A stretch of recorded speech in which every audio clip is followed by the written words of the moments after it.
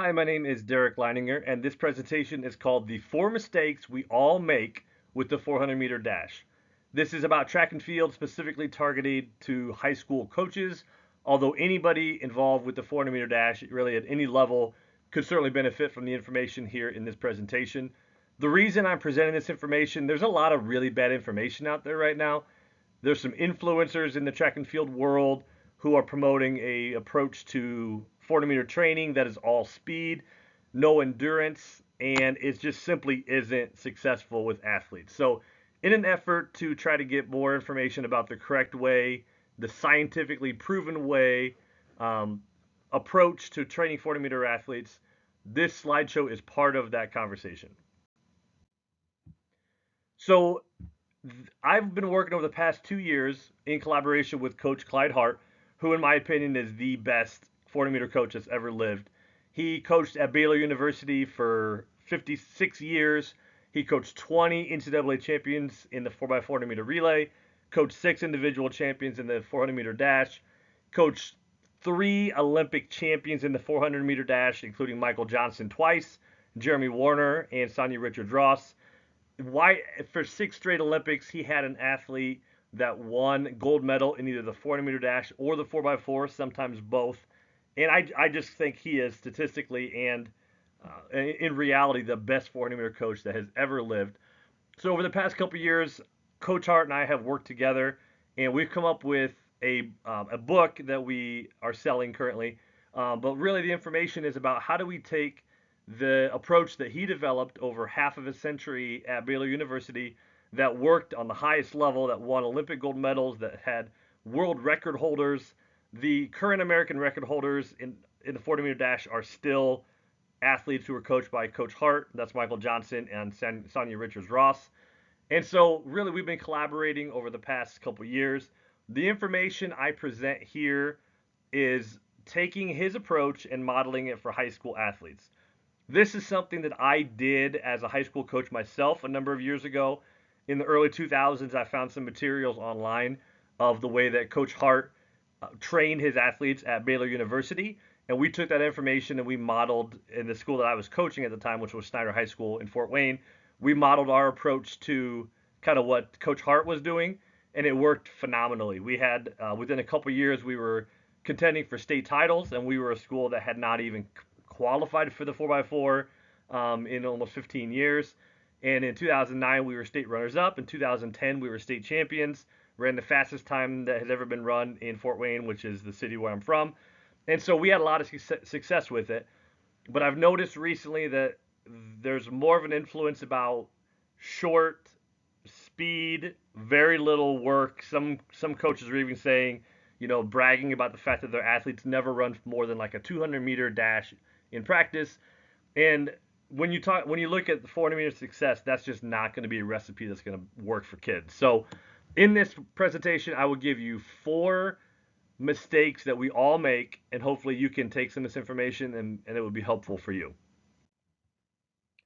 The first mistake we make is that we act like the 400 is just a longer version of the short sprints. And that is physiologically not true. The 100-meter dash and the 200-meter dash are fairly similar, but the 400-meter dash is a fundamentally different event. And we're going to show you here in this slideshow a couple ways of why that is the case. The 400 is not just a longer sprint, it is a completely different event than the 100 and the 200. So first, let's talk just some quick physiology. So ATP, which is adenosine triphosphate, that is the sole energy source that any of us have whenever we're trying to do any kind of muscle contraction. So really, any kind of movement, any kind of activity, ATP is the sole source of energy for anything we do. The problem we have is that we have a very small amount of ATP stored naturally in our body. In fact, it's about 3 grams of ATP, which is a very, very small amount. But since you need ATP to do any kind of exercise, then our body has different ways to produce ATP kind of on demand, for lack of a better word. So we can do that aerobically, or we can do that anaerobically. When we do workouts aerobically, by definition, that's called with oxygen. The idea there is we're doing the workout at a at an intensity that doesn't require anything, that oxygen by itself is enough. So the oxygen breaks down glucose in your body, helps you produce ATP pretty efficiently. The byproducts of that whole process of creating the ATP is water and carbon dioxide. The carbon dioxide we breathe out when we exhale. The water is most of your body is water. Your body does a great job of handling water. So those are really not harmful byproducts. So you can use energy aerobically for a long time. You could go for, a long walk. You could go for a long run. You could be a marathon runner, and almost all of the energy you're going to use in those activities is going to be aerobic in nature. On the flip side, when we go to anaerobic, when you are working out so hard, when you're running so fast in our case, that oxygen by itself is not enough to keep up and produce the amount of ATP you need, your body uses what's called anaerobic energy. When you use anaerobic energy, when you're running really fast, like we in the 400-meter dash, when you're running really fast for one lap around the track, your body cannot keep up and produce ATP fast enough with oxygen alone. So it goes to this anaerobic process. The problem with the anaerobic energy is that after about 30 or 40 seconds of intense running, your blood lactate levels just shoot up, and you can't keep up with the demand of energy that your body is requiring. So your anaerobic system starts to shut down, and your aerobic system starts to take over. And so I'm going to show you some numbers here on this next slide to kind of explain this. So I titled this slide "Siblings and Cousins." So when we think about the 400-meter dash, it's approximately 40% aerobic and 60% anaerobic. Now, when we're talking about percentages, we're saying that the overall demands for the event are approximately these percentages. So when you run a 400, most of the energy you use is going to be anaerobic, but there's a pretty sizable amount of aerobic energy as well, 40-60. When you go to the 800, it's the same except those numbers flip. It's about 60% aerobic and 40% anaerobic. When you're looking at the 100 or you're looking at the 1600, I would call the 400 and 800 siblings. They are very similar. They're incredibly complex because the amount of aerobic and anaerobic that you're using is pretty close. You have to rely heavily on both systems.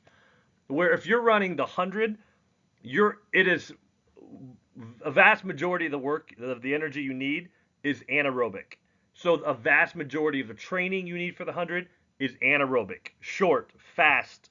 You could be very short, very fast, long recovery times. That's all going to be just great for the 100-meter dash. If you go to the bottom, the 1600 is an inverse of the 100. It's more like 80% aerobic. So if you're a miler, most of the work you're going to do is going to be aerobic running.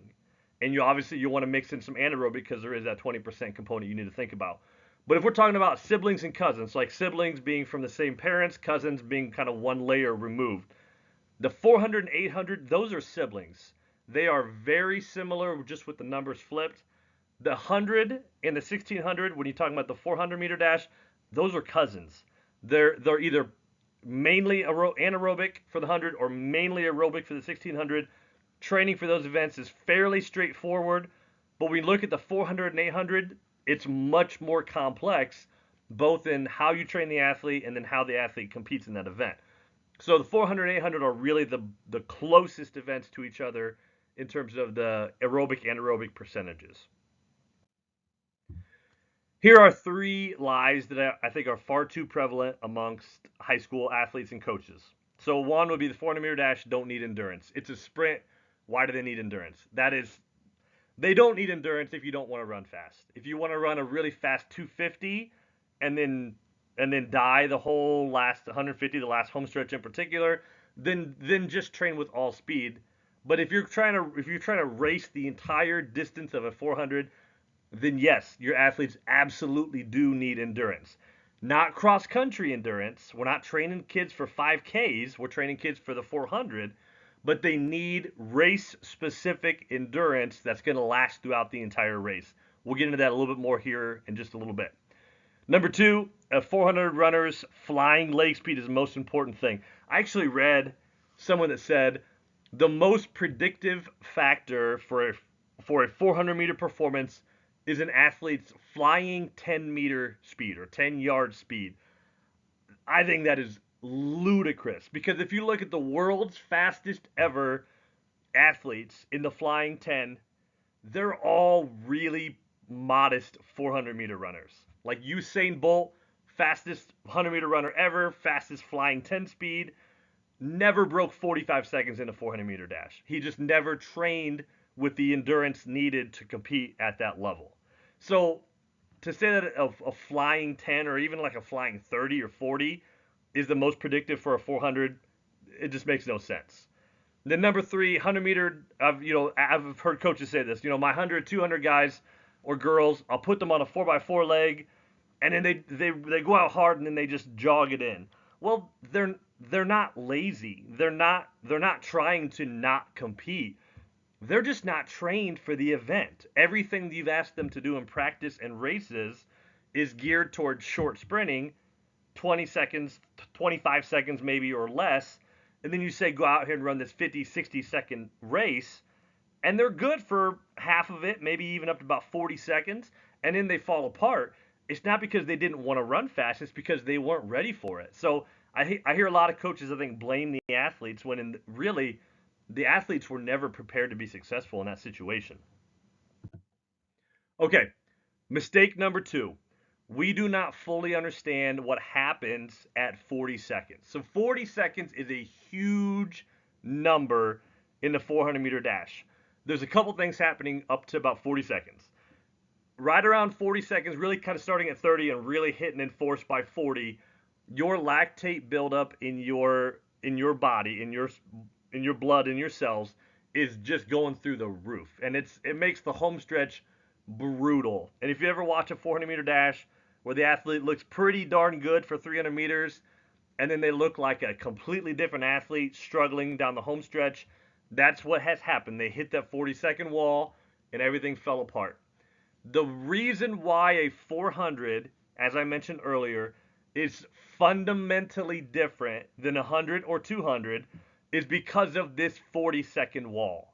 There is not a person in the world who has ever been able to run a 400 under 40 seconds. We've had some elite men running in the 43s, but nobody can run under 40. So every single time an athlete tries to run a 400-meter dash, they have to confront the fact that the home stretch is going to be rough because they're going to hit this lactate buildup by 40 seconds. This is where how we train athletes should be taking this into consideration. If you're not considering how do I get the athlete from 40 seconds to the finish line, what's the training they need to accomplish that, then you're really not preparing the athletes for the 400-meter dash. You're preparing them for a 300-meter dash and a 100-meter kind of death march down the home stretch. Okay, 6 seconds of free energy. So when you start any race, this could be, a 60-meter dash, this could be a 10K, whatever the distance, your initial burst when you start and you go, the first about 6 seconds, maybe up to 8 seconds. I've even read up to 10, but I think 6 is a much more conservative number. For about the first 6 seconds, you are using a different energy system altogether. It's called the ATP-CP system, also known as your phosphagen system. ATP we've already talked about. CP is creatine phosphate. In those first 6 seconds, you really have free energy. That whatever you do in those first 6 seconds is not going to be is not going to lead to lactate buildup. It is not pushing you closer to that lactate buildup that's going to happen throughout the race. What you have is 6 seconds to just do whatever you want. Go, and this could be a cross country race. This could be a 400. Go 50 meters hard. I mean, that's 6 seconds. It can be about 50 meters for a lot of athletes. Maybe a touch under 50 or a touch over 50, depending on how fast you are. But really think about you have 50 meters of free energy. So the implication for a 400 is get out as hard as you can for 6 seconds. Then you got to find your pace. You can't keep pressing that all-out speed into the backstretch. Because then now you're pushing it 10, 15 seconds, and now you are going to start increasing how quickly that blood lactate buildup happens. you've got to go 6 seconds and then find your pace. This is true in any race. If you're running a 5K, get out as hard as you can for 6 seconds, and then settle in and find your pace. Um, Obviously, the shorter race, the more important it is that you take advantage of those 6 seconds. By 40 seconds, so anaerobic system taps out at 40 seconds. So as we just mentioned, the ATP CP system that really takes you through those first 6 seconds. Your anaerobic glycolytic system or glycolysis, that really takes you from about 6 to 30 seconds. That is primarily the energy system that your body is going to be using from the 50-meter dash to 250, 300-meter dash, depending how fast you are, kind of in that range. At 30 seconds, that's kind of the crossover point. When you are 30 seconds into the race, at that point, your body is using about half aerobic and half anaerobic system energy at the same time. Beyond 30 seconds, you are using primarily aerobic energy. And this is why we talk about if you're not training your athletes with some kind of aerobic endurance, they are going to struggle starting at 30 and they're really going to shut down at 40 because they are not prepared for that switch from anaerobic to aerobic energy.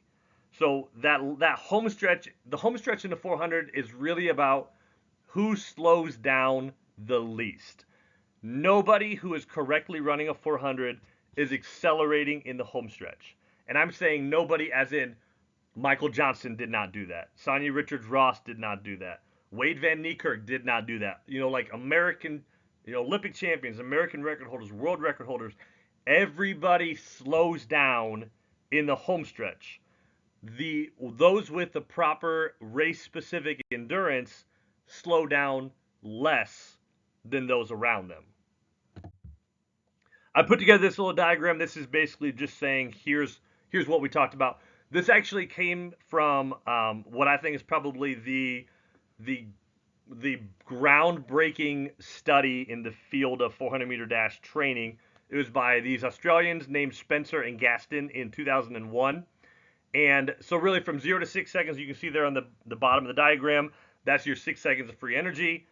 And then as soon as you get past 6, it starts to climb.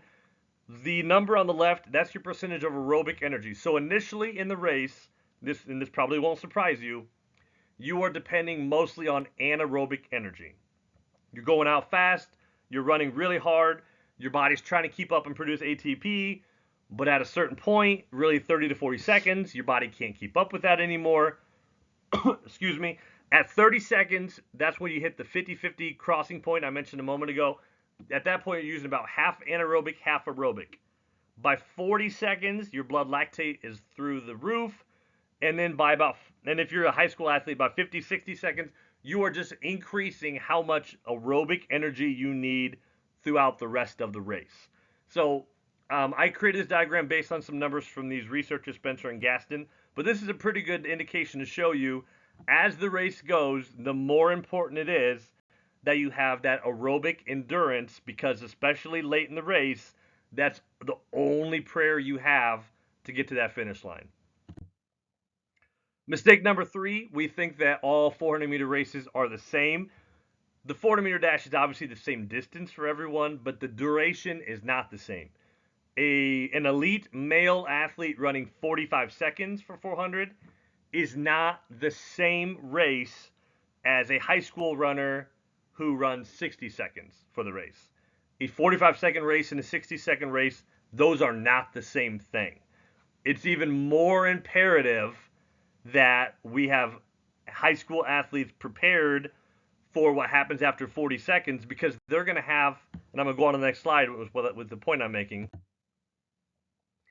High school athletes are going to have more time beyond 40 seconds to deal with these blood lactate levels, to deal with the fact that they need to be relying on aerobic energy at the end of the race. So if you're, like I mentioned, if you're elite college professional male running 45 seconds, you're only going 5 seconds past 40. If you're a high school athlete running 50 to 65 seconds, that boys and girls, that kind of includes both genders, and those are most varsity runners are running somewhere between 50 and 65 seconds. They have to deal with that, with 10 to 25 seconds beyond 40 seconds. That is a much different thing to run 25 seconds past 40 as opposed to 5 seconds past 40. The 400-meter race is much longer duration, not distance, but in duration for younger, slower athletes. The training implication is that high school athletes need even more endurance work than an elite college or pro runner would need. Additionally, when you look at the different research where a lot of these percentages and numbers come from, almost all those research studies were conducted with adults, usually elite adults. Men between like 45, 46, 47 seconds, women in the low 50s. And almost all those athletes would be 25 years old, maybe in between 23 to 28. There's not been as much research done on the younger athletes, but there has been some. So when we talk, first of all, when we're talking about gender differences, female athletes will use more aerobic energy than males. The first obvious reason is because female athletes are typically slower than males. So 5 to 7 seconds is pretty common, like an elite high school boy running 47, an elite high school girl might be running 53 or 54. So it takes them longer. And it doesn't seem like a big difference, but 6, 7 seconds beyond 40 seconds more than the males, that's a significant difference.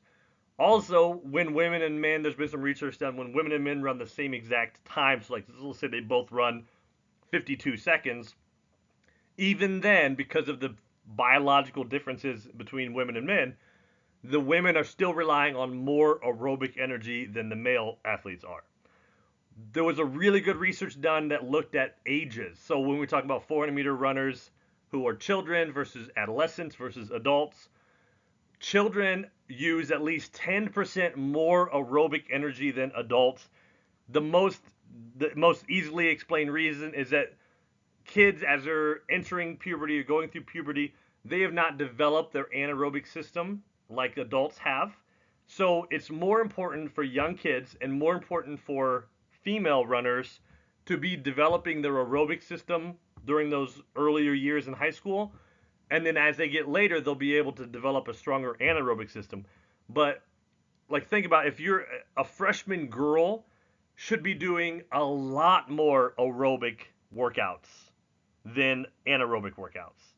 If you're young and if you're female, both of those numbers, you should be doing more endurance work than your older, faster male counterparts. And that might seem counterintuitive, but the researchers have been very clear about both the gender and age. And then number 4, we think 400-meter runners should train speed all the time. That speed development is all important. That they're sprinters, the same as 100, 200-meter sprinters, and that all we should do is just make them faster, faster, faster, faster. I will give you 100% that speed development is important for 400-meter athletes. I agree with the concept, but I do not agree that it is the most important factor, because I've seen a lot of athletes that can run very, very fast in the 100, and they basically spend the entire calendar year training for speed, and they are really not very good in the 400-meter dash. There has to be a progression of endurance to speed throughout the season. And it has to, so early in the season, and I'll just move on to the next slide. Early in the season, athletes should be doing mostly aerobic endurance training. This is an approach that Coach Hart calls quantity to quality. So he looks at it and says, you need at least 8 weeks of base training to build up your aerobic system before you can even start to get to the faster event-specific sprinting type of workouts. And so there's a couple of progressions that are just really important in this program. So over distance intervals that athletes would start with, for high school, I recommend like 800-meter intervals, 2 of them, maybe 3 at the most. For college athletes, you might be at thousands. But throughout those first 8 weeks, you're going down, you're starting at 800s, then you're going to go to 700s, then you go to 600s, and then 550s and 500s. And eventually you get down to 450s. And then for the rest of the season, then, Your over distance interval, the longest you'll run, is a 450. But it has to start with that progression up at the 800 or 1,000 meter mark. Now, another workout, very similar progression. Coach Hart famously has, 200-meter repeats. I kind of renamed them volume 200s because the point of the workout, at least early in the training phase, is not to run 200s as fast as you can. It's to run as many 200s or a number of 200s, which would be a high volume of them, at a specific pace with short recovery. We're talking 2 minutes recovery. And so for like a college athlete, they might start in the mid 30s, and eventually throughout the course of the training season, they get down to the mid 20s. For high school athletes, that might be starting out at 40 seconds per 200 and running a number of them and progressing down from there. But the whole point of them, the point of the workouts early is not to run as fast as you can for 200. It is to get the training benefit of running a volume of them with short 2 minute recovery in between each. And then the last point on this slide, reloading weeks during competitive season. So when you get to the competitive season, most of the training you're doing is going to be at, your 400-meter race pace. You're going to simulate the race. You're going to continue to teach the body how to try to buffer that lactate buildup, how to handle the complex realities of the event itself. But if you get too far removed from that aerobic base training, the athletes are going to plateau and they're not going to continue to improve. So every few weeks during this competitive season, we recommend throwing in a week that's a little bit more aerobic and a little less anaerobic in nature, and then for the next couple weeks, go back to your competitive season weeks. And so the whole point of that is you start with that base, that aerobic base. You progress throughout the season. When you're in April, May, you are on the track and you are running fast and you are running, really quality workouts. But we just believe that if you want to get there healthy and you want to get there and continue to improve all the way through your championship competition, you've got to have that aerobic base phase. So speed development, Coach Hart has said this before to me a couple times. He says, I've made a lot of runners faster, but I never made them fast. So your raw speed is limited in great by your fast twitch muscle fibers. You can look at the best sprinters, and and I don't mean any offense by this, but they're typically not the best sprinter because they have the best coach. They're the best sprinter because of their God-given physical abilities and the fast twitch muscle fibers that they have are superior to the athletes on the line with them. Now, I'm not saying that there are not elite short sprints, coach. I'm not saying that. But if you look at the sprinters over time, like you can do a lot of things to make a kid faster, but you can't just create speed out of nowhere. There has to be those physical components. On the flip side, aerobic endurance is nearly limitless. You can continue to improve that year after year after year as the athletes get older, as they get stronger. That's all going to continue to improve. And really, when it comes to high school 400-meter racing, endurance is almost always the limiting factor, not the speed. That kid that can run a 10-800 and then can't break 50 in the 400, like that's endurance was the limiting factor.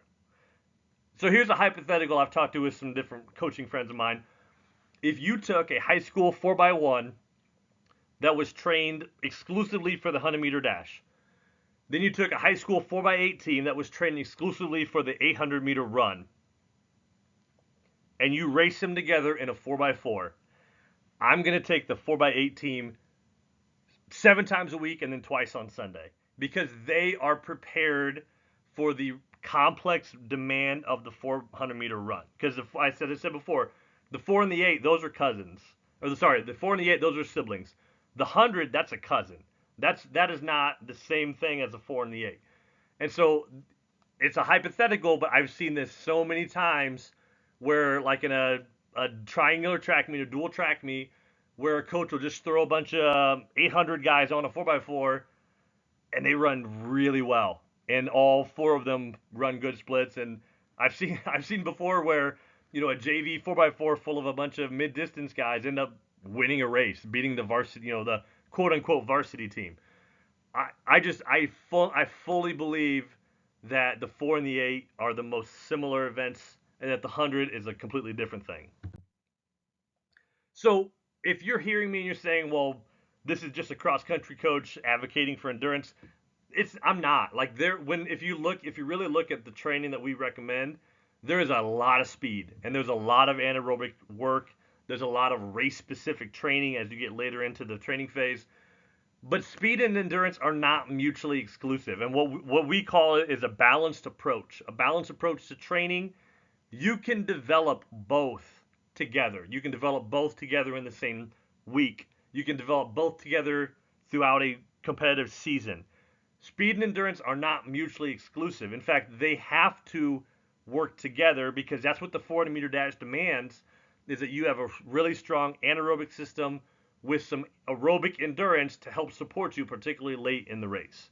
So we advocate for a lot of anaerobic training, but without that aerobic base, your athletes are going to struggle near the end of the race, and they're going to plateau in the season, and they're going to hit a point where they're just not going to keep getting faster because they have nothing to build upon. They missed the phase that gave them that base they needed.